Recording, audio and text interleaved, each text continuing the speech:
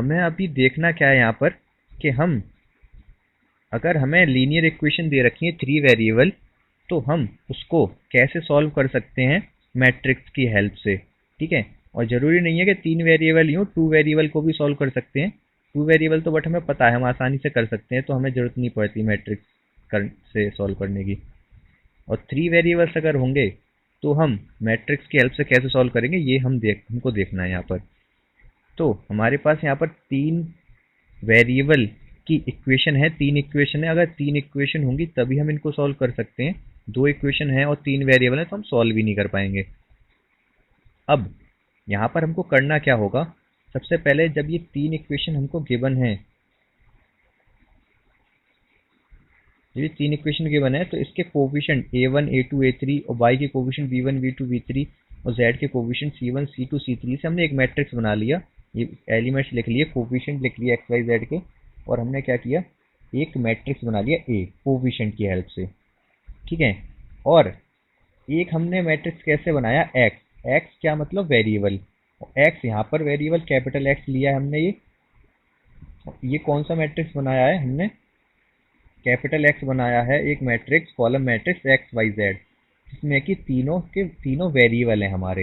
X Y Z ही तो variable है, इन्हीं की तो वैल्यू फाइंड करनी होगी हमें, 3 इक्वेशन दे रखी होंगी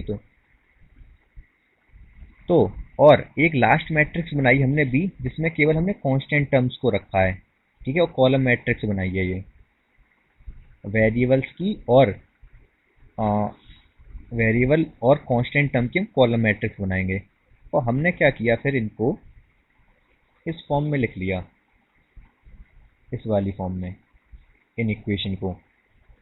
ठीक है, अब यहाँ पर ऐसे कैसे लिख सकते हैं हम, अगर आप मैट्रिक्स मल्टीप्लिकेशन करोगे ना, यहाँ पर इसका मल्टीप्लाई पहले इसमें करोगे तो यहाँ से हमें पहली वाली इक्वेशन मिल जाएगी। अब नेक्स्ट फिर क्या करोगे, अगर आप इसका मल्टीप्लाई इसमें करते हो तो हमें ये वाली इक्वेशन मिल जाएगी, और देन इसका अगर इसमें करते हो तो ये d3 के इक्वल आएगा, और जो कि इक्वेशन बन जाएगी। तो हम बेसिकली कुछ अलग नहीं कर रहे, इन्हीं इक्वेशन को दूसरी फॉर्म में लिख दे रहे हैं। ठीक है, यहाँ तक कोई प्रॉब्लम नहीं होगी। अब आगे क्या करना है, यहाँ पर हमने देखो किया क्या, ये ए है, ए मैट्रिक्स हो गया ये, देन ये एक्स है, एक्स हो गया ये, देन ये बी है, बी हो गया ये। अब आप मुझे एक चीज़ बताओ, हो गया ये ए, यहाँ पर क्या था, ए एक्स बी, एक्स किसके इक्वल होगा, कि यहाँ पर हमने ए एक्स इक्वल टू बी, ये वाली इक्वेशन है बेसिकली, ये हमने इस तरीके से लिख लिया सिंबल की फॉर्म में। अब अगर मैं पूछ रहा हूँ एक्स को मैं क्या लिख सकता हूँ, तो एक्स को मैं लिख सकता हूँ ए inverse B.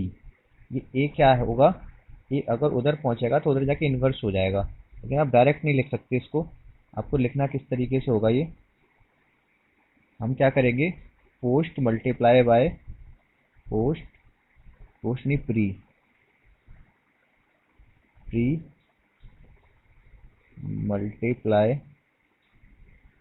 Bye A inverse. अब मैं ये लिख तो दिया मैं, बट हटा दे रहा हूँ इसको, तो फिर स्पेस नहीं बचेगा। तो प्री मल्टीप्लाई ए इनवर्स से करेंगे तो देखो होगा क्या, ए इनवर्स ए हो जाएगा, देन एक्स हो जाएगा, इधर भी प्री मल्टीप्लिकेशन तो ए इनवर्स बी हो जाएगा। अब ए इनवर्स और ए मिलके क्या आई बना देते हैं ये, और इधर एक्स है, देन इधर हो गया ए इनवर्स बी। जब आइडेंटिटी मैट्रिक्स का मल्टीप्लाई होता है किसी भी चीज़ में, तो वो वही चीज़ आप वापस आ जाती है। जैसे 1 का मल्टीप्लाई किसी भी चीज़ में होता है तो वही चीज़ आ जाती है, ऐसे आइडेंटिटी मैट्रिक्स का किसी में होता है तो वही है, तो ये एक्स हो जाएगा। और यहाँ से आगे हमारे पास क्या होगा, ये एक्स इक्वल टू आ जाएगा ए इनवर्स बी। तो हमें बेसिकली अब करना क्या है, एक्स अगर पता करना है, वेरिएबल्स की वैल्यू पता करनी है एक्स वाई जेड की, हमें ए इनवर्स चाहिए और बी चाहिए, और बी तो है ही हमारे पास, जो कांस्टेंट से हमने जो मैट्रिक्स बनाया है। ए इनवर्स पता करना है, ए इनवर्स पता चल जाए तो मैट्रिक्स मल्टीप्लिकेशन करके हम वेरिएबल्स एक्स वाई जेड की वैल्यू पता कर सकते हैं। ये कैपिटल एक्स का मतलब है यहाँ पर एक्स वाई जेड मैट्रिक्स। ठीक है, तो हम क्या करेंगे, हम ए इनवर्स पता करके मल्टीप्लिकेशन कर देंगे बी से। इतना समझ आ गया होगा, ठीक है। अब आगे क्वेश्चन से समझ आ जाएगा, कम कम आया होगा तो। आगे हम क्या करते हैं अभी, तो ये वाले क्वेश्चन तो आप कर लोगे, अब एक्स निकालने वाले। आगे एक और कंसेप्ट रह गया इस चैप्टर में, वो भी मैं एक्सप्लेन कर देता हूँ अभी। वो कंसेप्ट क्या है कि इसके नेचर, इसके जो वेरिएबल्स हैं एक्स वाई जेड, इनका नेचर कैसा होगा, यूनिक सॉल्यूशन या फिर इनफाइनाइट सॉल्यूशन या फिर नो सॉल्यूशन। तो इसके लिए हम क्या करेंगे, इसको इसी की हेल्प से पता चलेगा हमको। हमने अभी क्या इक्वेशन बनाई, X equal to A inverse B, और ए इनवर्स क्या होता है, adjoint A upon A determinants B. ठीक है, तो हमारा ये ए डिटर्मिनेंट्स है, ये बताएगा कि इसका नेचर कैसा होगा एक्स का। इन केस अगर ए डिटर्मिनेंट्स होता है जीरो, जीरो मतलब सिंगुलर मैट्रिक्स होता है ए, तो एक्स का क्या होगा, नो रियल रूट्स। एक्स नहीं, जीरो नहीं, पहले हम बात करते हैं अगर कुछ वैल्यू होगी तो। अगर ये क्या होगा, सम वैल्यू,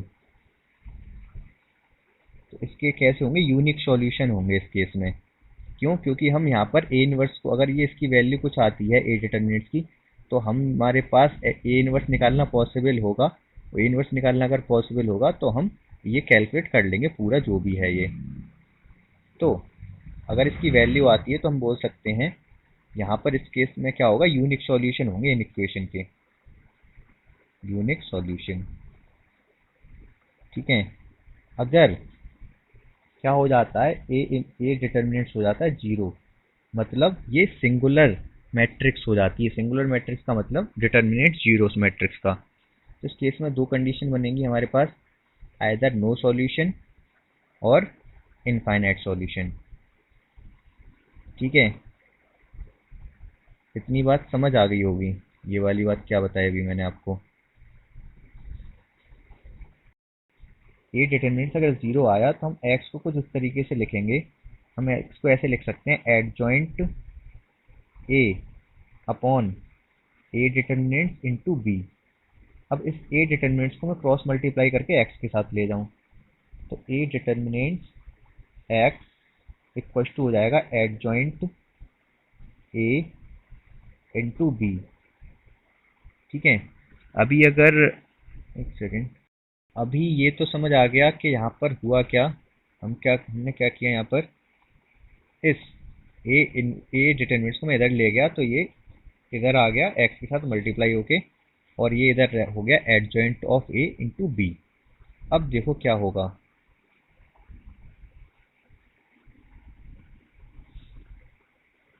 अब हमको पता है हम ये कंडीशन कर ही कब रहे हैं, जब हमारी इसकी वैल्यू आई है ज़ीरो, ए डिटर्मिनेंट्स की।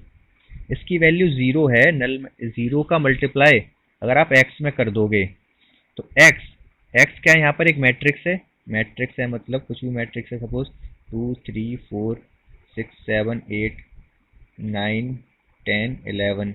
अगर ज़ीरो से मल्टीप्लाई करते हो आप इसका, तो क्या हो जाएगा, ये नल मैट्रिक्स बन जाएगी ये। सारे एलिमेंट जीरो हो जाएंगे, क्योंकि मैट्रिक्स में जब किसी कांस्टेंट का मल्टीप्लाई करते हैं, स्केलर का मल्टीप्लाई करते हैं, तो स्केलर का मल्टीप्लाई हर एक एलिमेंट में होता है, तो ये एक नल मैट्रिक्स बन जाएगी इधर। अब अगर अब अगर होता क्या है कि इसका मल्टी, ये इधर पता चल गया आपको, इस साइड लेफ्ट हैंड साइड पर तो ये नल मैट्रिक्स बन गई। अब अब आप चेक करोगे एडजॉइंट ऑफ ए और बी का मल्टीप्लिकेशन क्या बन रहा है। ठीक है, यहाँ से दो कंडीशन है अब आपके पास, क्या, adjoint of A into B या तो नल होगा, नल मैट्रिक्स होगा, या null matrix no not null matrix. यही दो कंडीशन तो बनेंगी हमारे पास। ठीक है, इधर वाला तो पता है left hand side null matrix है। अब अगर अगर ये क्या होता है, नल मैट्रिक्स होता है, तो उस कंडीशन में हम यहाँ बोल सकते हैं, या तो अगर देखो ये जीरो है इधर और ये जीरो नहीं है, ये जीरो, ये वैल्यू है इसकी कुछ, तो ये दोनों इक्वल ही नहीं है। आ रही है बात समझ, ये दिख नहीं रहा होगा क्या बता रहा हूँ मैं।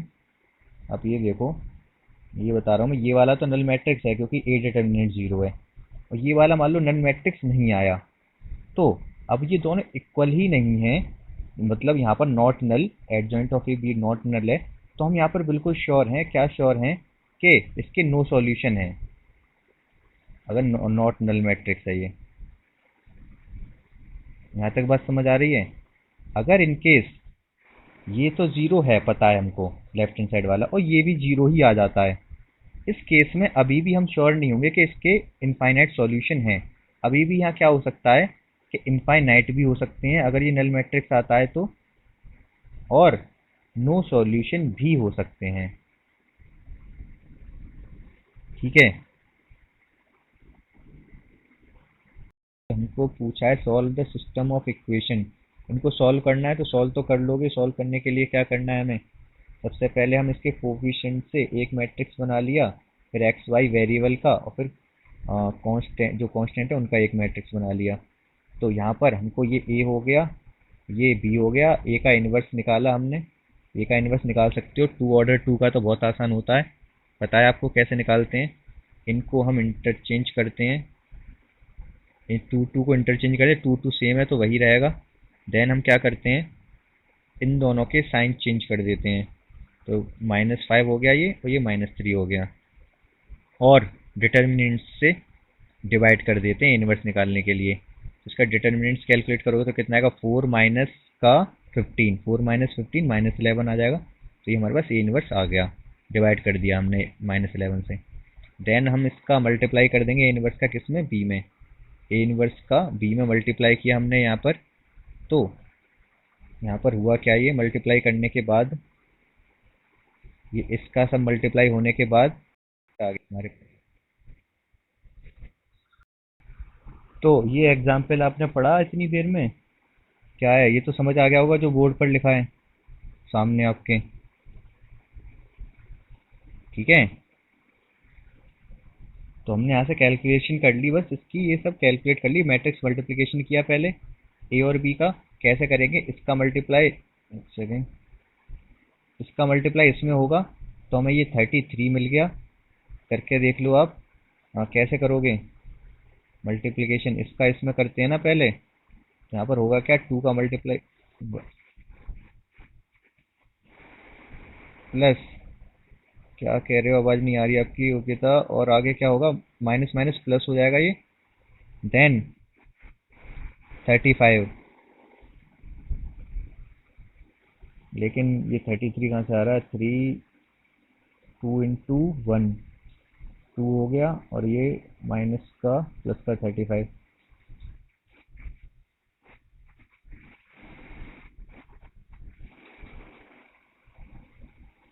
माइनस क्या के, एक सेकेंड, ये इसका मल्टीप्लाई हमने इसमें किया, तो ये तो हमारा पूरा बाहर ही है, माइनस का 1/11, मल्टीप्लाई करेंगे तो टू का होगा वन में, और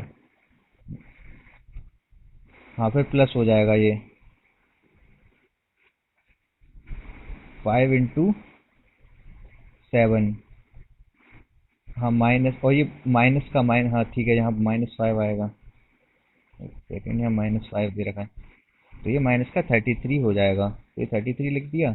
उसी तरीके से हम जब इसका इसमें करेंगे तो 11 आ जाएगा ये। तो बस मल्टीप्लिकेशन फिर लास्ट में 1/11 का और हो जाएगा इसके अंदर, तो ये आ गया। तो एक्स और वाई की वैल्यू आ जाएगी यहाँ से हमारी, जब हमारे पास लास्ट में ये आया तो हम यहाँ से एक्स वाई की वैल्यू कैलकुलेट कर रहे थे, एक्स की 3 और वाई की -1। तो ये तो क्वेश्चन आप इस तरीके से कर सकते हो। ठीक है, अब कंसिस्टेंट इनकंसिस्टेंट वाले देख लेते हैं, अगर इसमें एग्जाम्पल में दे रखे तो, नहीं तो क्वेश्चन में दे रखे होंगे। सॉल्व द फॉलोइंग, यहाँ पर भी इसको सॉल्व कराया तो कर लोगे आप इसी तरीके से इसको।